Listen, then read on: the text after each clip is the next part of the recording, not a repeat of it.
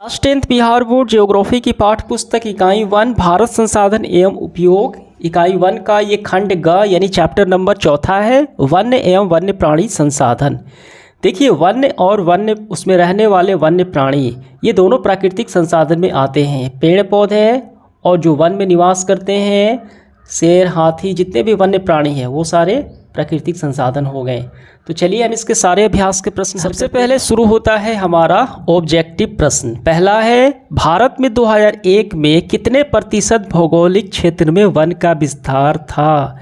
देखिए यहाँ पे 2001 के जो आंकड़े हैं वो हमें बताना है कितने भूभाग पर वन फैला हुआ था। यहाँ पे गौर कीजिए भारत में 2001 में 19.27% भौगोलिक क्षेत्र पे वन फैले हुए थे। ऑप्शन नंबर बी बिल्कुल सही हो गया हमारा। दूसरा है वन स्थिति रिपोर्ट के अनुसार भारत में वन का विस्तार है। देखिए यहाँ पे वन सर्वेक्षण FSI के अनुसार 20.55% भौगोलिक क्षेत्र पे यानी इतने प्रतिशत भूमि पर वन फैला हुआ है इंडिया में, ठीक। और ये आंकड़े हैं 2001 के। ऑप्शन नंबर हो गया बी। इसके बाद तीसरा बिहार में कितने प्रतिशत भौगोलिक क्षेत्र में वन का फैलाव है, कितने भूभाग पर वन फैले हुए हैं बिहार में। देखिए यहाँ पे समझिए पूरे देश में सबसे ज़्यादा वन है मध्य प्रदेश में यानी MP में, कितने हैं 11.22%। और सबसे ख़राब स्थिति है दयनीय स्थिति है बिहार की। बिहार के जो विभाजन हुआ झारखंड तो वहाँ के बिहार के कुछ हिस्से वन झारखंड में चले गए हैं, तब बिहार के भौगोलिक क्षेत्र का मात्र 7.1% ही क्षेत्र पर भौगोलिक क्षेत्र पर वन बचा है, ठीक है। ये हमारा आंसर होगा 7.1%। तो ऑप्शन में देखिए ऑप्शन नंबर डी हो जाएगा 7। इसके बाद फोर्थ देखिए पूर्वोत्तर राज्य में 128 आदिवासी जिलों में देश के कुल क्षेत्र का कितना प्रतिशत वन है। यानी देखिए भारत के 188 आदिवासी जिलों में कुल 60.11% पाया गया, ठीक है। ऑप्शन नंबर डी होगा 60.11%। पांचवा है किस राज्य में वन का सबसे अधिक विस्तार है, हमने देखा, ठीक। तो ये हो गया मध्य प्रदेश। कितना है मध्य प्रदेश में 11.22% क्षेत्र में वन फैला हुआ है जो प्रथम स्थान पे आ गया। 6 नंबर सवाल है वन संरक्षण एवं प्रबंधन के दृष्टि से वनों को वर्गीकृत किया गया है यानी बांटा गया है किसके आधार पे, वन संरक्षण और प्रबंधन के दृष्टिकोण से। तो 3 भागों में बांट दिया गया है। पहला आरक्षित वन रिजर्व फॉरेस्ट, दूसरा है रक्षित वन प्रोटेक्टेड फॉरेस्ट, ठीक। और तीसरा है अनक्लासिफाइड फॉरेस्ट यानी अवर्गीकृत वन। ये 3 वर्ग में बांट दिए गए हैं। सीधे तौर पे ऑप्शन नंबर भी बिल्कुल सही होगा। चलिए 7वां सवाल देखते हैं 1951 से 1980 की यानी इन समय अवधि के मध्य इन वर्षों के लगभग कितना वर्ग किलोमीटर वन क्षेत्र कृषि भूमि में परिवर्तित हो गया। कैसे परिवर्तित होता है, ज़्यादा जनसंख्या बढ़ेगी तो लोग क्या करेंगे, जंगलों को काट देंगे और वहाँ पे खेती करने लगेंगे। तो ये समय अवधि के हमें बताना है कितना प्रतिशत यानी भूभाग पर। देखिए यहाँ क्या है किलोमीटर हमें बताना है। देखिए वनों का विनाश का जो मुख्य कारण है वो है कृषिगत भूमि का फैलाव। ये सबसे ज़्यादा यही मुख्य कारण होता है वनों का काटे जाने का। तो 1951 से 1980 के बीच लगभग 26,200 वर्ग किलोमीटर वन ये कृषि की भूमि के रूप में बदल दिए गए, काट के बना दिए गए हैं। ऑप्शन नंबर बी बिल्कुल सही होगा। 8वां है संविधान की धारा 21 का संबंध है राष्ट्रीय कानून। देखिए संविधान में बनाए गए हैं। संविधान की धारा 21 के अंतर्गत अनुच्छेद ये रहे वन्य जीव जो वन में जीव होते हैं और प्राकृतिक संसाधन पेड़ पौधे उनको ना काटना उनका संरक्षण करने का ये प्रावधान बताया गया है।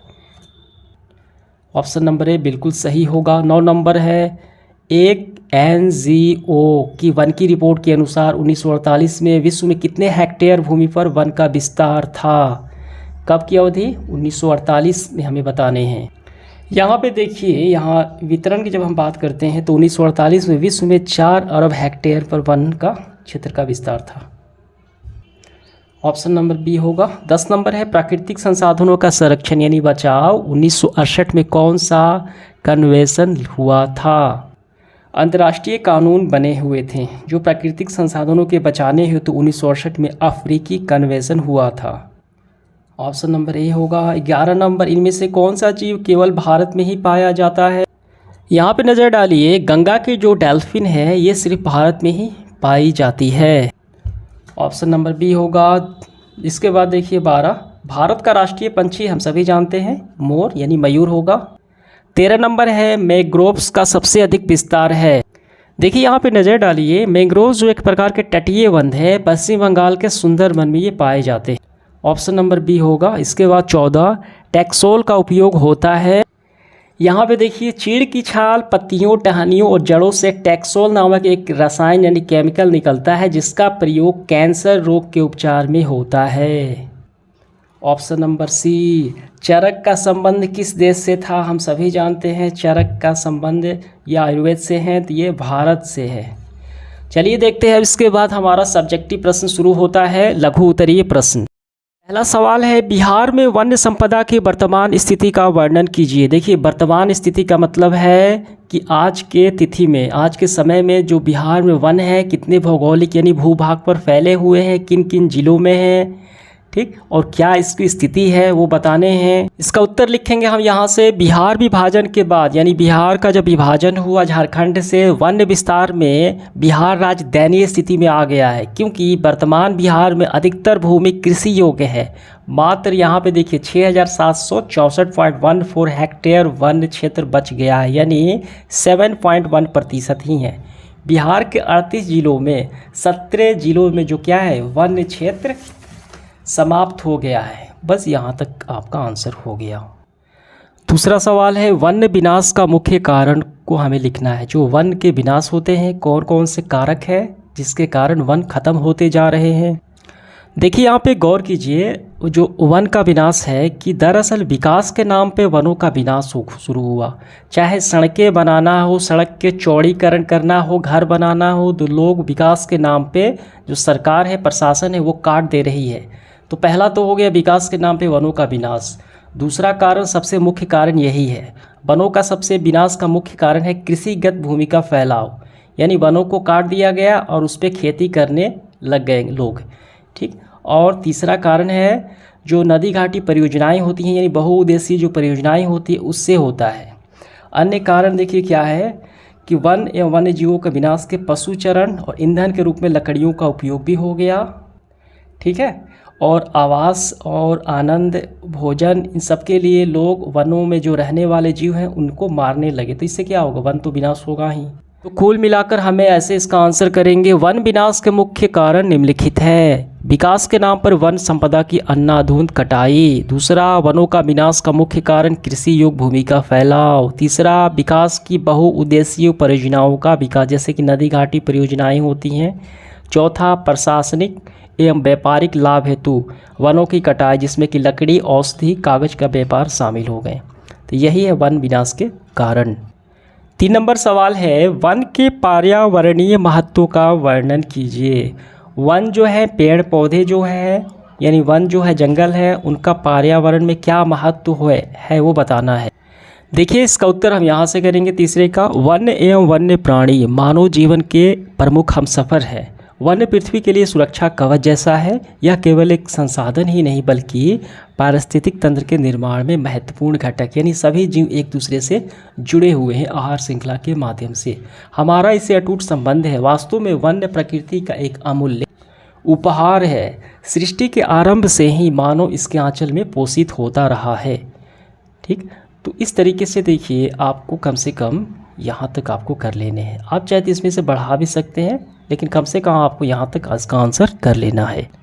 4 नंबर सवाल में देखिए क्या है कि वन्य जीवों के ह्रास के 4 प्रमुख कारकों का उल्लेख करें। जो वन में रहने वाले जीव होते हैं, शेर, हाथी, चीते, सांप, बिच्छू, जितने भी जीव होते हैं जो वनों में पाए जाते हैं, वो ख़त्म होते जा रहे हैं, विलुप्त होते जा रहे हैं। उसके 4 कारण हमें बताने, यानी कारक बताना है। देखिए गौर कीजिए, वनों एवं वन्य जीवों के विनाश में पशुचरण और ईंधन के रूप में लकड़ियों के उपयोग की काफ़ी भूमिका होती है। ज़्यादा पशु चरने से क्या होता है कि जो हरे भरे वन है वो ख़त्म हो जाएंगे, जो रहने वाले जीव जंतु वो मर जाएंगे। और लकड़ी जब हम काट दिया जाता है मानव द्वारा व्यापार हेतु, तो उससे भी उनका आवास ख़त्म हो जाता है। और दूसरा वजह है भोजन सुरक्षा, भोजन के लिए, आनंद के लिए लोग वन प्राणियों यानी वन में जीवों को उनका शिकार करते हैं, तो इससे उनका विनाश हो जाता है। इसका उत्तर हम ऐसे करेंगे, वन्य जीवों के ह्रास यानी विनाश के 4 प्रमुख कारण निम्न हैं। पहला, अति पशुचारण और ईंधन के रूप में लकड़ियों का उपयोग, अभी हमने देखा इसको। दूसरा है भोजन एवं आनंद के लिए वन्य जीवों का शिकार। तीसरा है वनों की कटाई से वन्य जीवों के आवासीय संकट खत्म हो जाता है, तो वो कहाँ तो क्या होंगे, वो मर जाएंगे, तो वन्य जीवों का ह्रास का कारण ये भी बनता है। चौथा है जलवायु परिवर्तन से वन्य जीवों पर प्रतिकूल प्रभाव पड़ेगा, वन्य काटेंगे तो जलवायु परिवर्तन होगा। जलवायु जो परिवर्तन होगा, ग्लोबल वार्मिंग होगा, असमय बारिश होगी, तापमान बढ़ेगा, बाढ़ आएगा, तो इससे क्या होगा कि वन में जो रहने वाले प्राणी हैं वो उनकी स्थिति खराब हो गई, वो लुप्त होते चले जाएंगे, मर जाएंगे। इसके बाद देखिए 5 नंबर सवाल, वन्य एवं वन्य जीवों के संरक्षण में सहयोगी रीति रिवाजों का उल्लेख कीजिए। देखिए भारत में कई रीति रिवाज ऐसे हैं, कई समुदाय ऐसे हैं यानी आदिवासी हो गए हैं, तो वो जंगलों से प्यार करते हैं, पूजा पाठ करते हैं, उनकी रक्षा करते हैं, उनका ये रीति रिवाज ही होता है कल्चर में, तो वही हमें वर्णन करना है। भारतीय रीति रिवाजों का जो वन एवं वन्य प्राणी का घनिष्ठ संबंध रहा है। यहाँ के रीति रिवाजों में वन तथा वन्य जीवों को लोगों द्वारा पूजा भी किया जाता है। यहाँ के रीति रिवाज के अनुसार वन्य एवं वन्य प्राणी यानी जीव को मारना काटना सख्त मना है, जैसे कि राजस्थान में बिश्नोई आदिवासी हो गए, ठीक है। कई आदिवासी होते हैं जो वन्य जीव और पेड़ पौधों की पूजा भी करते हैं, तो ये हमारा आंसर हो गया। 6 नंबर सवाल है, चिपको आंदोलन क्या है? चिपको मूवमेंट, देखिए चिपको आंदोलन उत्तर प्रदेश टेहरी गढ़वाल पर्वतीय जिले सुंदरलाल बहुगुणा के नेतृत्व में अनपढ़ जो जनजाति हैं उनके द्वारा 1972 में यह आंदोलन प्रारंभ हुआ था। यह आंदोलन स्थानीय लोग ठेकेदारों की कुल्हाड़ियों से हरे भरे पेड़ काटते थे उन्हें बचाने के लिए, ठीक, तो उनको क्या किए, घेर लिए ऐसे गोल, तो इसको बोलते हैं चिपको आंदोलन। ये पूरा आपका आंसर हो गया। 7 नंबर सवाल है, कैंसर रोग के उपचार में वन का क्या योगदान है? देखिए इसका उत्तर हम यहाँ से करेंगे, चीड़ की छाल, पत्तियों, टहनियों एवं जड़ों से टैक्सोल नामक रसायन निकलता है और इस कैंसर रोग के उपचार में प्रयोग किया जाता है। इससे बनाई गई दवाएं विश्व की सबसे अधिक बिकने वाली कैंसर औषधि है। ऐसे आपका आंसर हो गया। 8 नंबर है, 10 लुप्त होने वाले पशु पंछियों के नाम हमें लिखने हैं। देखिए यहाँ पे गौर कीजिए, विलुप्त होने के खतरे में घिरे हुए प्रमुख प्राणी, पशु और पंछी दोनों आपको ध्यान देना है। तो पशु में आप लिख सकते हैं नीलगाय, भारतीय कुरंग, ठीक, बारहसिंघा, चीता, गैंडा, नील सिंह, ये सारे। पंछी में आप लिख सकते हैं, देखिए मोर, और उसके बाद देखिए घूसर, बगुला, सारस, ये सारे, सारंग भी हो जाएगा। तो ऐसे मिला के आपको 10 लिख लेने हैं। 9 नंबर सवाल है, वन्य जीवों के ह्रास में यानी खत्म में प्रदूषण जनित समस्याओं पर अपना विचार स्पष्ट कीजिए। कैसे प्रदूषण से वन्य जो प्राणी हैं खत्म होते जा रहे हैं, पर उन पर प्रतिकूल प्रभाव पड़ रहा है?